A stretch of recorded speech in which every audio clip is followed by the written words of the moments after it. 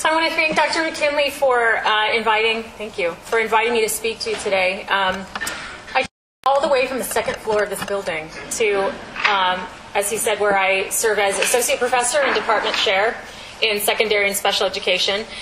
Today, I'm just presenting what I like to call a very brief and highly autobiographical introduction to media literacy education. And it's just one strand of my scholarly DNA. And it consists of many communication scholars over time. But the few scholars that I shall mention are well worth mentioning, and you might want to explore them at some point during your program. So I'm going to start literally at the beginning. I was born in 1969 in San Jose, California, which is now known as Silicon Valley, the technological capital of the world.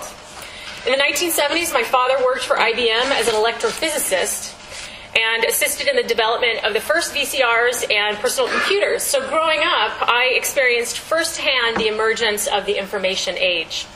Among my favorite childhood memories of my father were the custom-built radios and other electronic devices that he would bequeath to me as birthday gifts. And my family was one of the first in our sprawling suburban neighborhood to own a personal computer. And I distinctly remember the joy when we replaced our TRS-80 computer that operated via tape cassettes, notice the cassette recorder on there, with a new Apple IIe computer. And I have to say floppy disks were really cutting edge. My childhood experiences with media and technology were seemingly utopian as they coincided with the growth and progress in my rather large family of 8. I grew up watching Sesame Street, yet I was highly print literate and I loved to read books and magazines. Highlights is my favorite. I watched MTV and I saw the very first debut in 1981. The very first video was Buggles' Video Killed the Radio Star. I remember that day fondly. But I was also highly social with my friends. I spent at least 4 hours a day, if not more, using television and computers. This was an Atari system. Frogger was one of my favorites. So I earned good grades, but when my father died when I was just 12 years old, it emotionally and financially devastated my family. And so from that point forward, using media and technology became symbolic of many things for me. Not only did it eventually become a means of earning a living, which is why I'm here, but it was also a symbolic way for me to honor my father. So it wasn't until I was an undergraduate at San Jose State University that I read Neil Postman's The Disappearance of Childhood. Has anybody read that book? It's worth reading. I seriously reflected on my media-saturated childhood and the possible impact that it had on my social, emotional, and intellectual development. Yet Postman's argument about the obsolescence of childhood through the introduction of broadcast media did not immediately resonate with my lived experience. I didn't readily perceive any disadvantages to using media and technology until I read Postman's widely popular Amusing Ourselves to Death. Have you read this one? Also worth reading. He essentially rebuked television entertainment for overextending into the realm of the serious and sacred spaces in our personal lives. And Postman drew on the work of Walter Ong, who theorized that the loss of reason and logic was a result of the transition away from orality and print into the visual culture that was characteristic of the modern electronic age. Very important argument. And so the dissonance between Postman and Ong's ideas and the reality of my own childhood propelled me into further graduate-level study of media technology and communication. I encountered Herbert Bloomer's work, also another important theorist, on how humans navigate symbolic environments to shape their world. I decided to tap the creative possibilities of educational technology while I conscientiously minimized the perils and pitfalls to learning.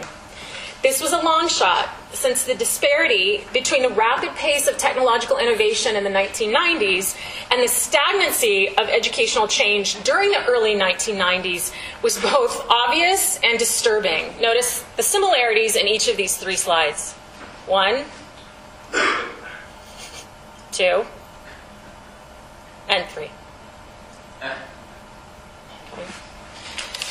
So when it came to conduct my master's thesis research, I was less concerned with looking inward at my own thoughts and my own development, and much more interested in looking outward at the influence of newer media upon children and adolescents, and particularly in the context of the school classroom. In Amusing Ourselves to Death, Postman expressed skepticism in using television in schools. And he believed that television did not teach students to love learning, but it taught them to love TV viewing. And drawing on Marshall McLuhan and others, Postman argued that since the codes and conventions of television were highly emotive and demanded the opposite of rational deliberation, its presence in schools, he argued, promoted individualism, isolationism, and authoritarianism, values that he said contradicted this community-centered democratic ideal of schooling. And for me, this was a powerful and important distinction between the possibility of education and the realities of schooling.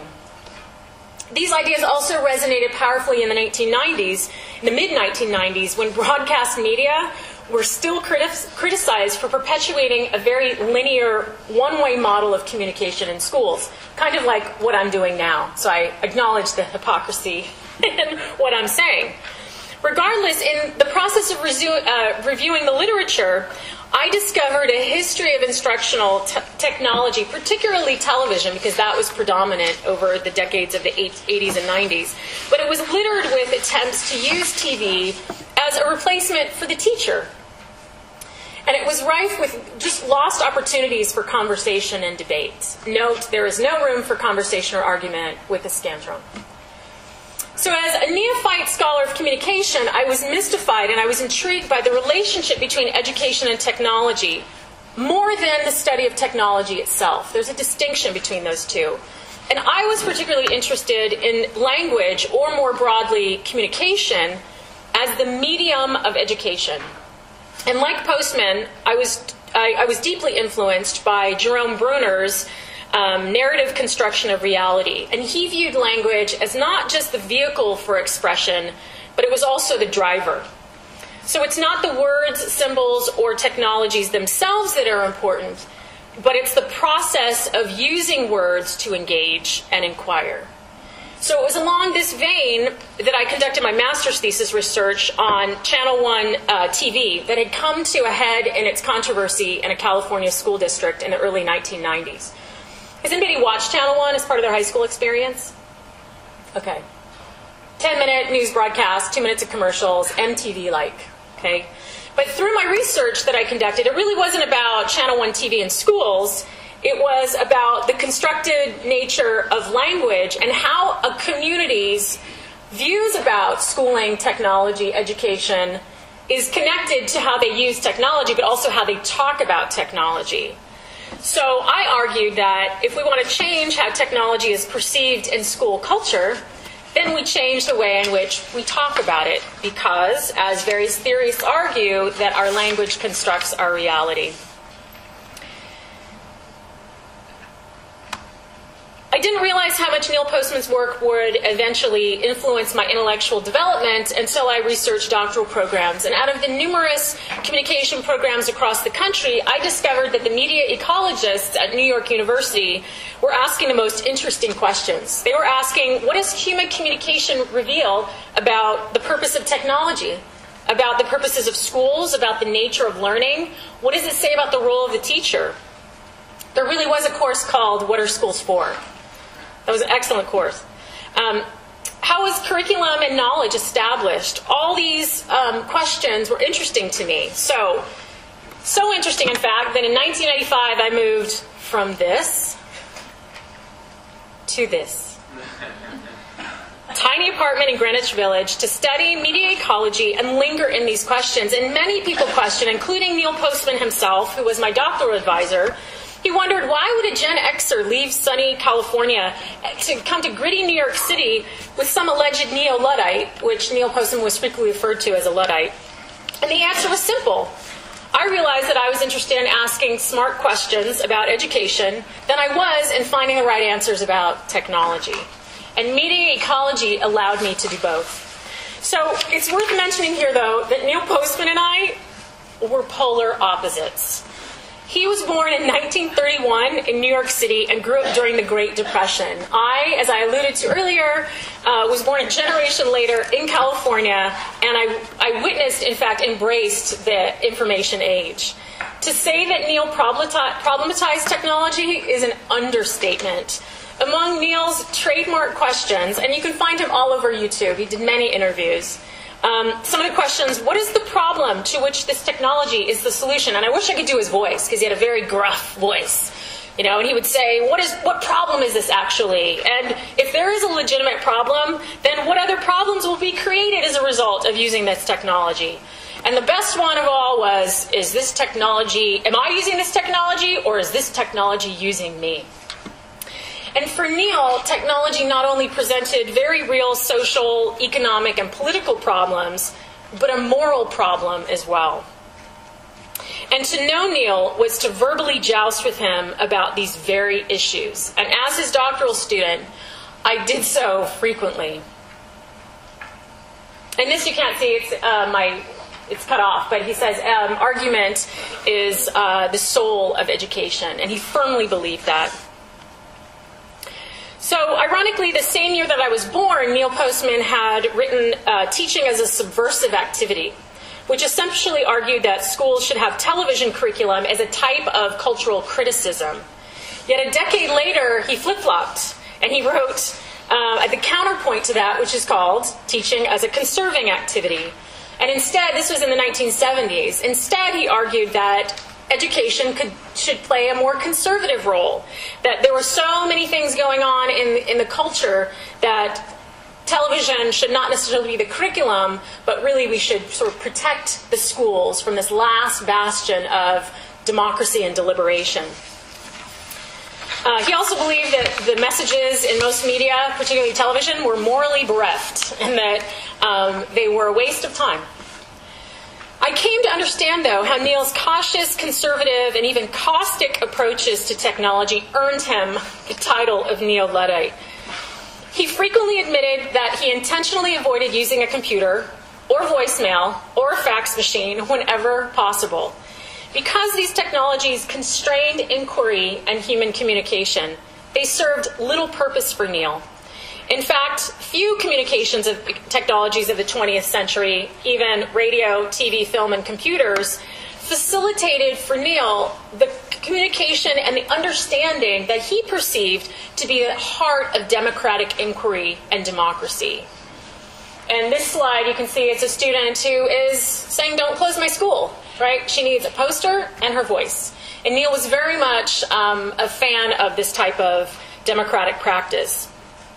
While I debated with Neil on the virtues of email, I came to understand and actually empathize and ultimately respect his refusal because it was a symbolic rejection of technological progress as synonymous with moral or social progress.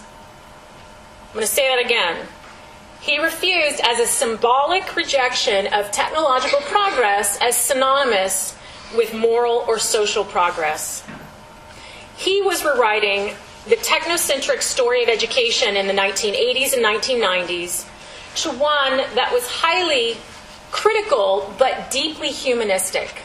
At his core, Neil Postman was a humanist. And in a way, his inclusive rejection of technology on moral ground paralleled my inclusive acceptance of technology in remembrance of my father. Neither one of our approaches was logical, but together they generated lively conversation. And for Neil, that was precisely the point. I recall one particularly heated debate with Neil over the subject of using computers in schools. During my doctoral study, I worked as a media educator and a technology consultant in the New York City schools. And while a surface glance might have looked like I was simply herding teachers and principals, here's my herding them to the recent windfall of computers and the internet in their schools, the work of curriculum development was both creative and critical. But Neil found my employment highly paradoxical and even somewhat amusing. because he publicly criticized the use of computers in the school classroom and its emphasis on individualized learning at the expense of group learning. He characterized students as desocialized, isolated information junkies sitting in front of screens. And by the way, this isn't a picture of a school, it's a picture of a factory, which is what Neil argued would reduce students to if they used TV and computers in the classroom. And while I understood Neil to be the much-needed moral conscience during a time of blind acceptance of computers in schools, I witnessed collaboration, shared discovery, and transformative understanding when teachers conscientiously and systematically used computers to support student learning. Did that happen very often? No. But when it happened, it was good.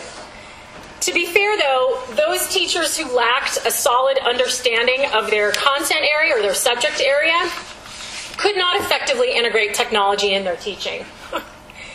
And I also yielded to Neil that the few success stories were not nearly a high enough return on the financial investment of equipping schools with computers and internet access. So many billions of dollars have been spent in unwise ways.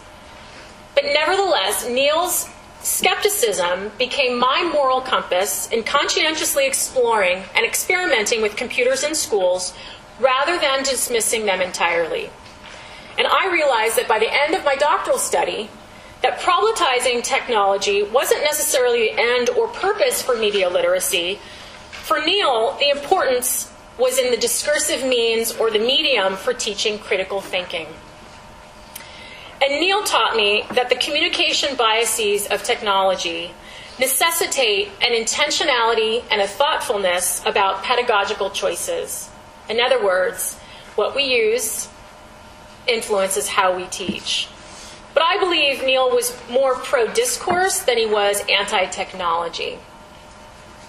So I learned also that more than 3 decades earlier, Neil had already foreshadowed a pedagogical solution to the perils of instructional technology in his first book that he wrote in 1961, titled Television and the Teaching of English. And in this book, he wrote about the promising potential of TV to teach English language arts and vice versa. And he alluded in this book the need for inquiry-based media literacy education, which is shocking for me to find this at the end of my doctoral program because it was so different than how he evolved to be anti-TV. But I'd like to read you a quote. Again, this is 1961. This is what he wrote. He said, "Facts will always be the raw material of education, but fact-saturated television channels may force students to reevaluate their traditional preoccupation with providing answers and undertake as never before the task of developing in students the capacity to make disciplined inquiries, sensible evaluations, and especially to ask meaningful questions. The examination of the future may be one in which students will be asked to formulate questions rather than supply answers." And if any of you have heard about the Common Core curriculum that's sweeping the country, it's all about asking questions. That's all I'll say about the Common Core. One of my favorites among Neil's books is The End of Education. He wrote this in 1995, where he argued that the purpose of schools should actually be, get this, revolutionary, to teach students how to think, not what to think. Too often, well-intentioned teachers will simply transmit an ideological message that they want their students to internalize in a misguided attempt to cultivate critical thinking. I see this a lot, even with media literacy educators under the guise of inquiry, fall into the trap of teaching students, so what ideology about gender is presented here, as if there is one answer. Rather than asking the more important question, which teaches them how to think, which is, how do you know what you know? Which forces the culling of evidence and pointing to a variety of texts and technologies to support how you know what you know. So since I graduated from my doctoral program 12 years ago, there's emerged a robust definition of media literacy education that realizes, and again the cycle's cut off, it is access, analyze and evaluate, create, reflect, and act. The ACT portion is something that has reached a height in terms of community engagement. It's essential to act upon what we produce and what we reflect on. It's no longer sufficient to consume and produce media. We must act upon it. And the National Association for Media Literacy Education defines it broadly. I'll read their definition since you can't really see it here. Media literacy are the habits of inquiry and skills of expression that we all need to be critical thinkers, effective communicators, and active citizens in today's world.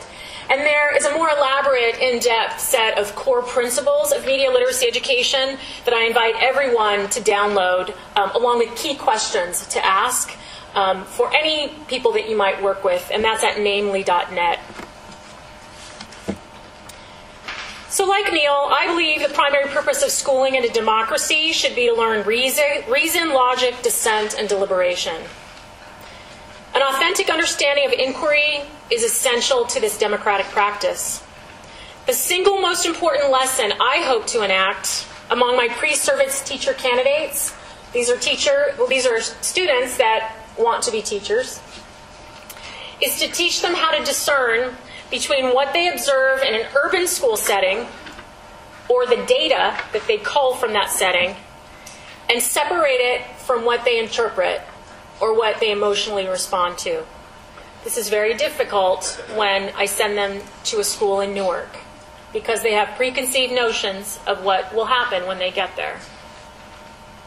My job as a teacher educator should therefore be to leverage media technology to help students ask incisive questions, and also to ask incisive questions about media and technology. And such discernment requires instruction in both media literacy and technological proficiency. This is rare. Most media literacy educators will simply critique media or be anti-consumerism or be cultural critics, but it's very hard to find media literacy educators that are highly technologically proficient. To paraphrase media literacy educator Renee Hobbs, there are two sides to the media literacy coin. One side is protectionism, the idea that we need to shield society from the harms of media, and the other side is empowerment, that we must use media technology for social and civic engagement, for a good cause. In this context, Neil Postman is one side of the coin of protectionism, and I am the other side, the empowerment side. But regardless, we are both part of the same coin. I think that's key. There's a time to use one side, and there's a time to use the other. So in sum, there are at least three of what I named, I was very proud of myself for this, Neil-ogisms.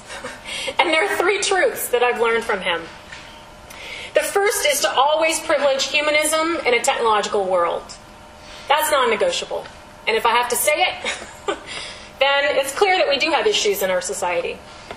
The second is to value education more than schooling. And I hope you know the difference between the two. And to value education and schooling over the technology. And the third is to emphasize the importance of inquiry and discourse. So to bring this full circle, more than 3 decades have passed since my father's death, and it's been a little more than a decade since Neil has died. Neither of them witnessed the invention of the smartphone, the iPad, Twitter, or Facebook, and I so deeply long to share these technologies with them, each for a very entirely different reason and for a different effect. And as much as I desire, and I know my father would be overjoyed at experiencing an iPad, even if it wasn't manufactured by IBM, I equally desire to talk with Neil and discuss his thoughts on the reduction of his legacy to a 2,500-word Wikipedia entry that excludes references and footnotes. I envision myself offering Neil consolation in the form of, Neil, it's not the word count, but hyperlinks that matter. So in contrasting Neil's 20th century view of critical restraint with my 21st century pursuit of this creative possibility, I arrive at the conclusion that like the two-sided coin, both approaches are requisite to achieving the full potential of education and schooling in the United States. And this critical yet creative approach is crucial for continued growth of digital media literacy as both a field and as a movement.